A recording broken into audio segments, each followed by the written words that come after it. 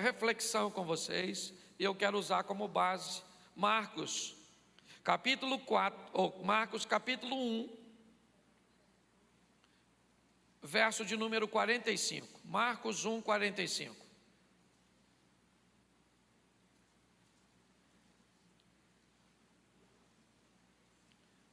Isso, se você está sem Bíblia, é só olhar aí. Diz assim a palavra: ele, porém, saiu e começou a tornar público o fato, espalhando a notícia. Por isso, Jesus não podia mais entrar publicamente em nenhuma cidade, mas ficava fora em lugares solitários. Todavia, mesmo assim, vinha a ele gente de todas as partes. Feche seus olhos. Senhor nosso Deus e Pai, em nome de Jesus, continua falando conosco. Usa-me, ó Deus, como um canal de bênção nesta hora, pelo poder do nome de Jesus. Amém. Glória a Deus. Amém? Isso. Jesus, ele estava estabelecendo um novo padrão. E o novo padrão que ele está estabelecendo tem a ver com simplicidade, tem a ver com a quebra de protocolos. Quando Jesus chega para atender e para lidar com as pessoas, o modelo religioso da época era totalmente oposto ao que ele busca oferecer agora. Não havia burocracia com Jesus. Ele era aquele que era capaz de dizer aos seus discípulos: evite o cordão de isolamento para que as crianças possam chegar, deixa vir a mim. Dificilmente um rabino aceitaria perto dele uma criança, uma mulher. Jesus começa a facilitar as coisas. E quando ele começa a facilitar, ele começa a oferecer acesso às pessoas que antes não tinham acesso. Isso, por um lado, acaba sendo muito bom, muito produtivo, muito benéfico, porque um número muito maior de pessoas vão poder ser atendidas. Mas isso também começa a ser prejudicial para ele em si e para muitas pessoas que às vezes saem de casa ou saíam de casa para ter um encontro com Jesus sem precisar de nada, apenas por curiosidade, e essas pessoas acabavam ocupando lugares de outras que tinham necessidade. O texto que eu usei com vocês, ele é um momento que Jesus cura um leproso. E quando ele cura esse leproso, ele diz ao leproso: olha, você vai e mostra ao sacerdote, você faz o sacrifício. O que Jesus está dizendo é: cumpra a burocracia, que vai ser desfeita depois que o véu for rasgado. Mas ele dá uma instrução: vá, mas não conte para as pessoas o que eu fiz. Não diga para elas que eu te curei. Evite falar disso. Mas o texto diz que ele, porém, sai, ele diz para todo mundo. Para ele está feliz, é verdade, que ele foi curado. Para ele está proclamando o que Jesus está fazendo, e pode ser olhado por esse prisma, por essa ótica. Porém, ele está criando um sério problema para Jesus. Quando Jesus dizia para as pessoas: não contem o que eu fiz por você, é porque ele sabia que se isso tornasse público, está lá. Por causa disso, Jesus não podia mais entrar publicamente em cidade nenhuma. Agora, Jesus tinha que ficar meio que isolado, escondido. Ou seja, o acesso e a facilidade que ele trabalhava para obter acabou sendo prejudicado por causa do comportamento de algumas pessoas. E quando nós vamos olhar isso, eu quero mostrar essa simplicidade, porque se tornou tão simples que acabou ficando complicado. Ao longo da história, como ele quer agir, como ele quer fazer, como ele quer se relacionar, foi algo tão simples que ele veio ensinar, que algumas pessoas, para se beneficiar, me parece, de uma simplicidade que ele oferecia, de um caminho direto, essas pessoas então começaram a complicar novamente, para estabelecer dificuldade para que as pessoas se relacionassem. Quando nós vamos olhar para essa situação, coloca o capítulo 2, o verso 1. Capítulo 2 de Marcos, verso 1. Poucos dias depois do fato ter acontecido, tendo Jesus entrado novamente em Cafarnaum, o povo ouviu falar que ele estava em casa. Então muita gente se reuniu ali, de forma que não havia lugar nem junto à porta, e ele lhes pregava a palavra. Esse é o texto que vai falar da cura do paralítico, daquele homem que desce pelo telhado porque não tinha vaga na porta. A tônica da minha mensagem hoje tende a criar uma linha acessível, mostrar para você que independente de quem você seja, independente do que as pessoas pensam a seu respeito, independente, né, de como você se veja, Deus tem um propósito. Qual é o propósito? Facilitar a sua proximidade para com Ele. E para isso, Ele enviou o Jesus. Nós vamos ver que acabou se tornando muito difícil por causa de uma questão, mas antes eu preciso te mostrar como as coisas ficam fáceis com Jesus. Um Deus que quer estar perto, um Deus que quer proximidade, um Deus que quer ser amigo e Deus. Ele só quer que nós saibamos diferenciar os dois tipos de relacionamento. Ele não diz que tem problema de ser nosso amigo. O que eu não posso é achar que por Deus ser meu amigo, Ele perdeu a autoridade sobre a minha vida, e por ser amigo de Deus, eu vou ganhar alguns privilégios no que diz respeito a pecado. Isso não é verdade. Quando eu me torno amigo de Deus, eu posso ter acesso a coisas que outras pessoas não têm. Eu já mostrei isso aqui no trabalho de manhã, quando Moisés era amigo de Deus e ele pede a Deus para ver a sua glória. Para que Moisés quer ver a glória de Deus? Ele ganhou o que com isso? Nada. Mas o que era essa conversa entre Moisés e Deus? Uma conversa de amigo. Deus disse: ó Moisés, esse é um negócio que quando alguém vê minha glória, morre. Mas eu vou quebrar seu galho, eu vou deixar você ver minha glória, vou botar você numa pedrinha que tem uma frestinha, aí eu vou passar, mas mesmo assim, para tu não morrer, porque tu é meu amigo, vou botar a minha mão sobre você, quando eu passar, você dá uma olhadinha de costas, eu ouço essa passagem, e eu descubro o quê? Que é um relacionamento de amigo, que eu também posso ter com Deus, viver coisas com meu Deus, porque Ele quer ser meu amigo. Quem é amigo de Deus, escuta Deus de forma diferente de outros, sente a presença de Deus em ambiente onde o outro não sente, vê coisa onde o outro não vê. Por quê? Porque, por que Deus trata assim com ele? Porque ele não é só servo de Deus, ele é também amigo. Aí a gente já começa a achar: nossa, está falando isso porque quer ser mais espiritual que o outro. Deus falou comigo. Como é que Deus fala? Nunca escutei ele falar: problema seu. Se tu nunca escutou, fala de forma audível. Quem aqui já ouviu Deus falar audível? Assim, levanta essa mãozinha sua. Isso. Quem aqui já viu Deus, ouviu Deus falar lá no seu íntimo, no seu coração? Levanta a mão. Isso. E quem nunca ouviu nada de Deus, também levanta a mão. Então quem são vocês? Eu defini 3 grupos: o que ouve de um jeito, o que ouve do outro, e o que é surdo. Deve ser. Eu estou brincando, obviamente.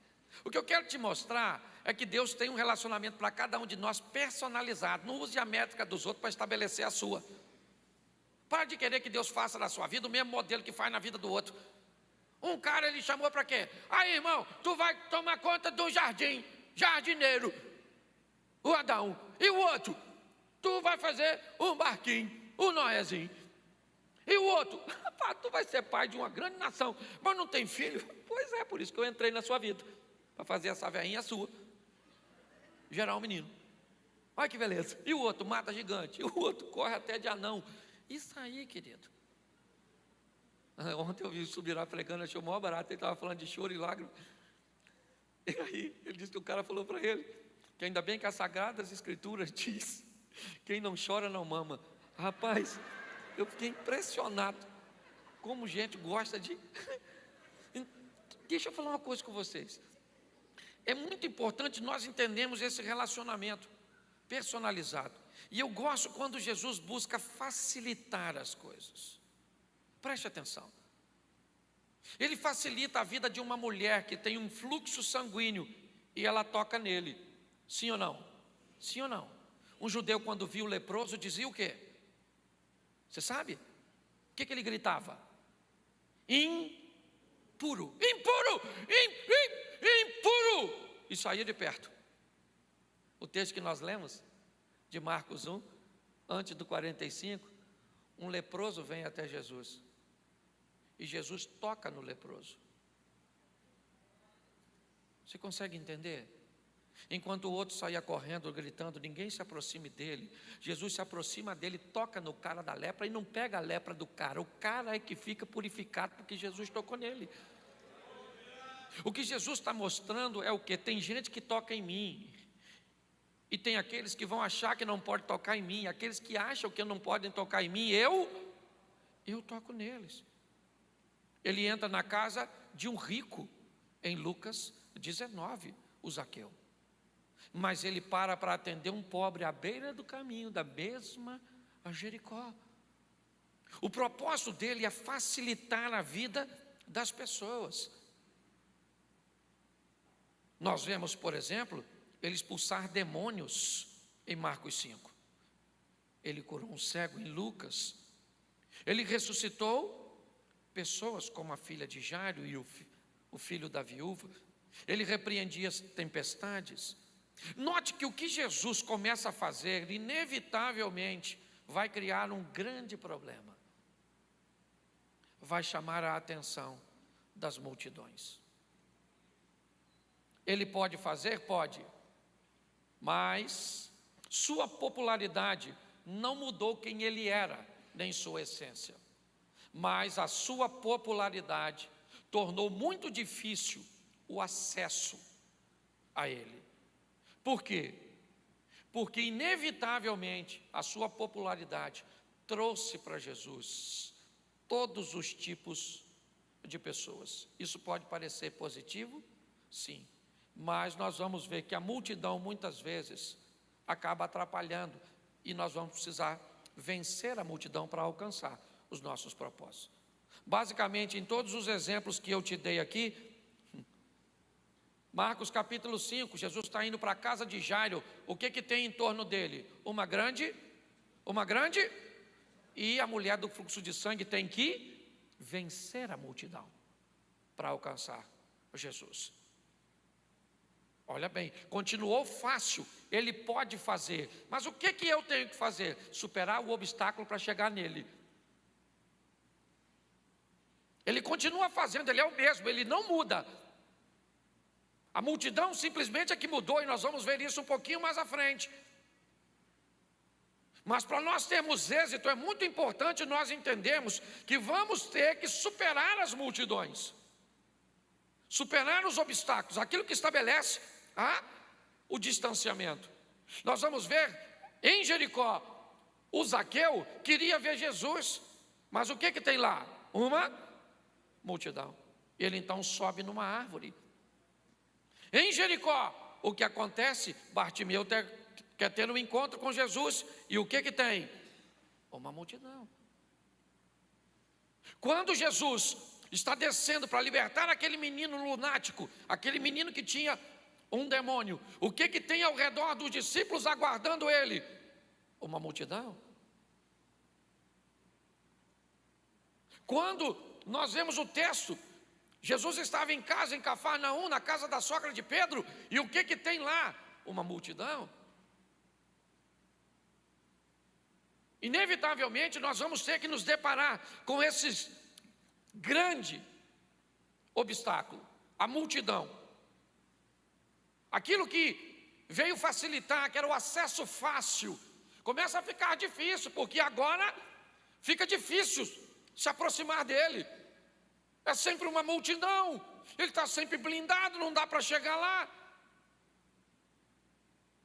E o texto começa a mostrar que as pessoas que querem, elas dão um jeito, e aquelas que não querem, elas dão desculpa.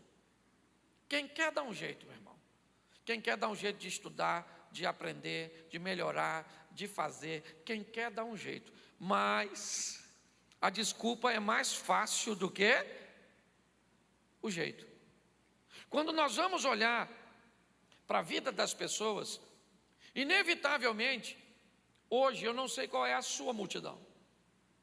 Eu sei que ela existe, ela só migrou. Hoje não tem pessoas ao seu redor. Não tem. Mas muitas pessoas usam o celular durante o culto com coisas que não tem nada a ver com o culto. Eu sei que hoje, aqui está a sua Bíblia, aqui está a sua agenda, aqui tem tantas coisas, né? Aqui está o seu bloco de notas para você até mesmo anotar o ponto das mensagens, sim ou não. Mas isso faz parte de uma multidão que tenta. Fala sério aqui, quantas pessoas durante um culto já usaram o seu smartphone para consultar a sua rede social? Levante a mão, por gentileza. Até que o número é pequeno. Eu esperava mais. Eu já me peguei. Ué, pastor, você não devia. Eu já me peguei fazendo isso. Eu não sei qual é a multidão que tenta te bloquear, mas você pode ter certeza que vai acontecer. Às vezes você entra num culto como esse e uma multidão de problemas que parece que ficaram lá fora, não ficaram. Ela vem aqui e aquilo está na sua cabeça, girando. Você está ouvindo louvor e estão pregando e aquilo está ao seu redor. Você vai para o seu quarto orar. Pensa, fecha a porta e tenta ficar sozinho. Tenta. Se você não disciplinar a sua mente, você começa a orar no meio da oração, você não lembra o que estava falando. Você já está pensando, amanhã eu vou acordar cedo, hein, gente? Oh, meu Deus, mas eu estava no Senhor. Oh, Jesus, vamos começar de novo, vamos tentar de novo, Senhor, vamos tentar de novo, porque eu... Senhor, meu Deus e Pai, em nome de Jesus, tem que pagar uma conta amanhã, hein, gente? Caramba, será que vai estar cheio o banco? Meu Deus do céu. Isso acontece com você? Sim ou não? É a multidão. É a multidão. É fácil entrar na presença de Deus, sim ou não? Claro que é, rapaz. Estou falando. Como é que você entra na presença de Deus? 1 milhão traz no altar. Aliás, vou cantar um hino para vocês. Tudo entregarei. Traz para cá. Quanto paga para entrar na presença de Deus? Você precisa de que sacerdote? De qual? Precisa não? Precisa não? É só mudar o tom da pergunta que você já fica com medo de responder. Fala assim, eu sou livre. Ter acesso a Deus é fácil. Isso.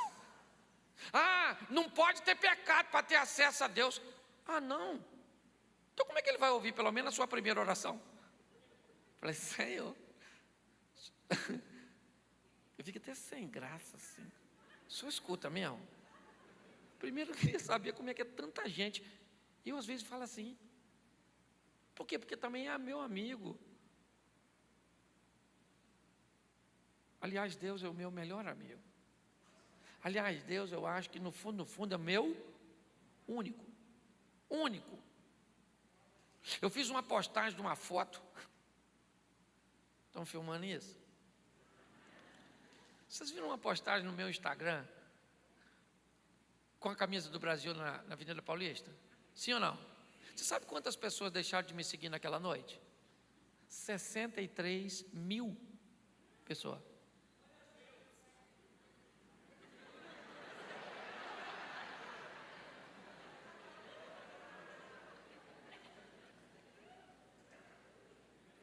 Você sabe por quê? Porque elas nunca me seguiram. As pessoas não te seguem, elas se seguem em você.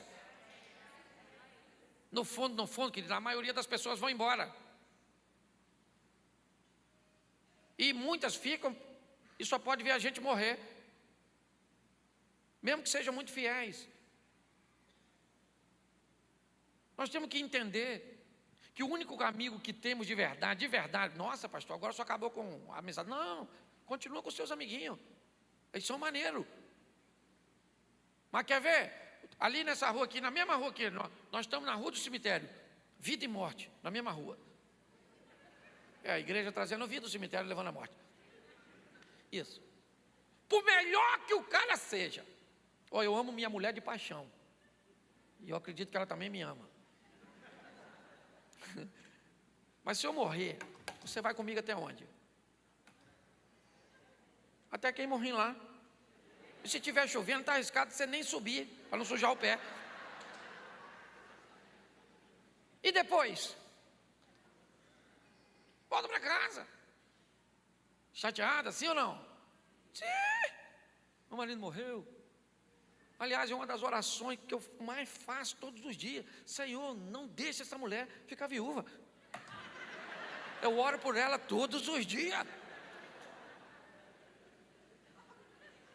Mas dali para frente só tem um que vai, sabe quem é? Pode ser sua mãe, seu pai, seu melhor amigo, sua paixão. Ninguém não vai, gente. Volta chorando para casa. E dali para frente, sabe quem vai? Ele, o nosso amigo de verdade. Aquele que trabalhou a vida inteira e trabalha até hoje para facilitar. Mas está ficando tão difícil, é tanta coisa, nós estamos tão preocupados, tem que ter tanta coisa. Nós precisamos de emprego, nós precisamos de carro, nós precisamos de televisão nova, nós precisamos de tanta coisa que nem vamos levar. Gente, dessa vida, você só leva uma roupa do corpo, que nem é você que escolhe. Sua mulher ainda vai te vestir com aquela roupa que ela mais gostava. Vai, meu filho, vai com Deus. Louvado seja Deus. Deixou o posto vago. A vida é assim. A minha pergunta hoje é muito simples. Jesus é alguém que veio para simplificar o relacionamento, dar acesso a todo mundo. Talvez hoje o diabo está tentando convencer você que você é pior que alguém, que para você não teve jeito, que para você foi isso, foi aquilo. Isso é conversa fiada. É fácil para todo mundo. É fácil. O acesso é fácil. Por quê? Porque ele estabeleceu facilidade. O grande desafio é em que tipo de multidão você está envolvido. Que tipo de encrenca você conseguiu trazer para perto de você, e hoje você está envolvido em relacionamentos incorretos, em pensamentos, em estruturas que começam a preocupar a sua mente, estabelecendo esse ambiente de multidão, onde Jesus está presente, mas você não consegue vencer.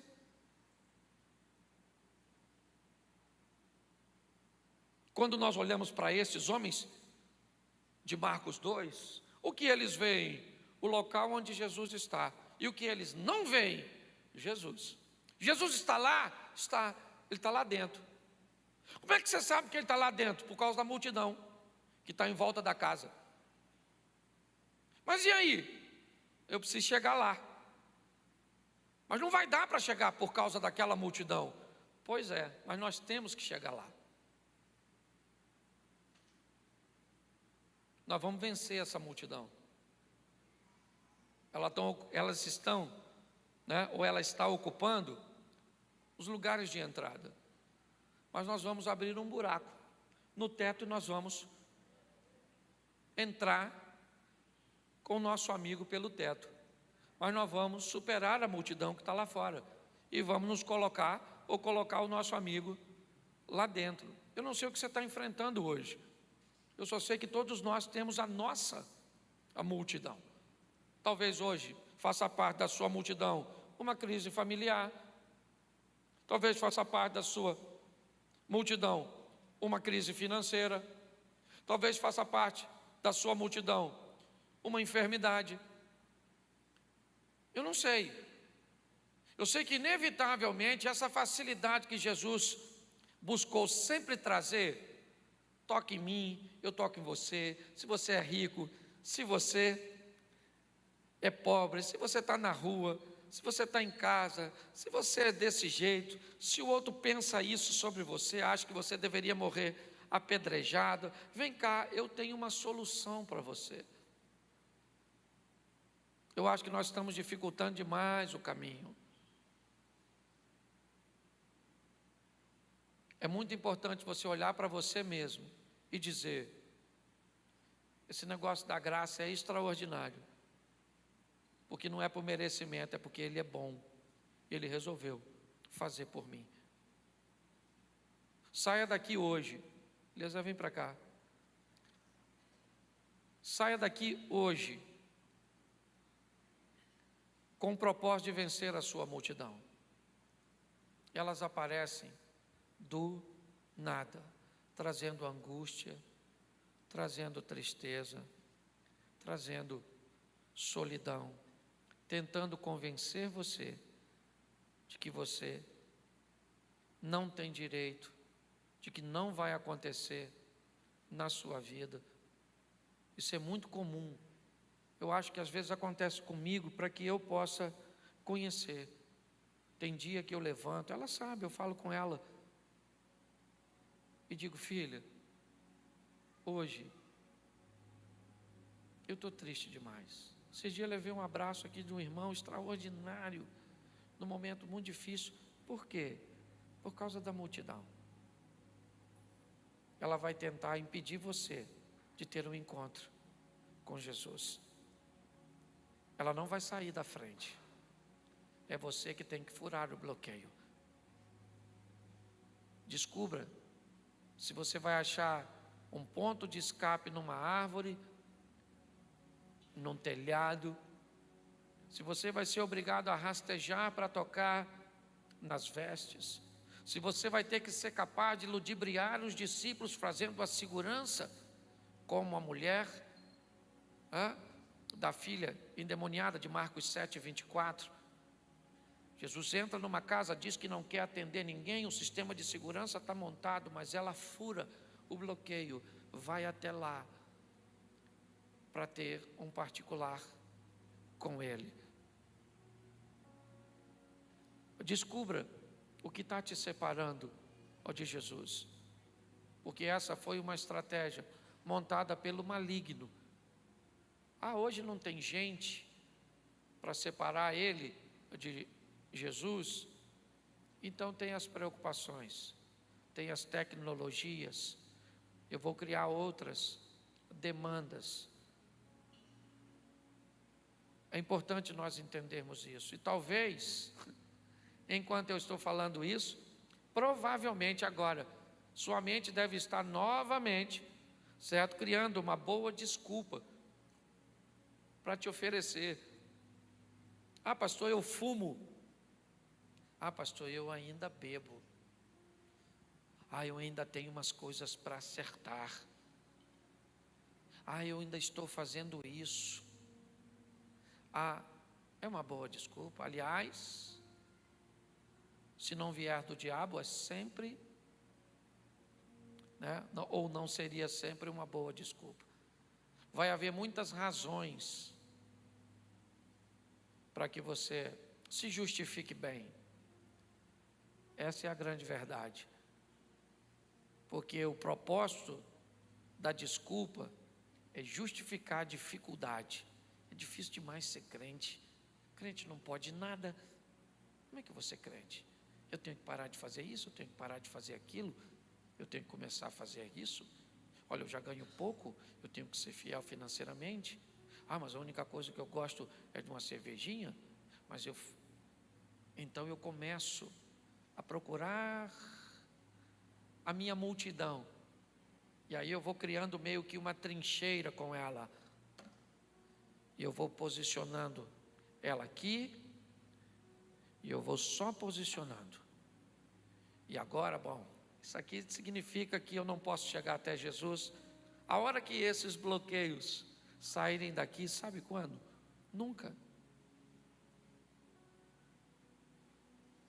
Se o problema fosse embora sozinho, Jonas tinha pulado do barco. O problema era ele. Era por causa dele que o navio vai afundar. Mas ele não disse para o capitão do navio: o problema sou eu e eu vou pular. Ele não disse isso. Ele disse: o problema sou eu, me joga para fora. É você que me tira da sua vida, não sou eu que vou embora. É você que decide que não quer mais isso para você. Ah, pastor, mas como é que eu vou fazer isso? Com Deus. Ele está do seu lado. É um Deus de perto. É um Deus presente. Tem vara e cajado para te consolar. Ele tem anjo para te defender. Ele tem Espírito Santo para te fortalecer. É assim que funciona. Está na hora de nós tomarmos as decisões que nos cabem. Eu vou estar falando sobre isso aqui no domingo. Uma das bases das adversidades do ser humano em Gênesis, a culpa. Como eu lido com ela? A falta de habilidade que as pessoas têm para lidar com a culpa. Porque a Bíblia diz que Deus não tem o culpado por inocente. Para Deus, se é culpado, é culpado. Mas eu vou mostrar para você o que você pode fazer com a culpa que você tem. Porque tem muita gente que é culpado sim. E quando o diabo diz, você é culpado, ele não está mentindo, apesar de ser o pai da mentira. Ele está dizendo para você, você é culpado pelo que está vivendo sim. Mas Deus tem algumas instruções para dar aos culpados, para que eles descubram como se tornarem livres dessa cobrança.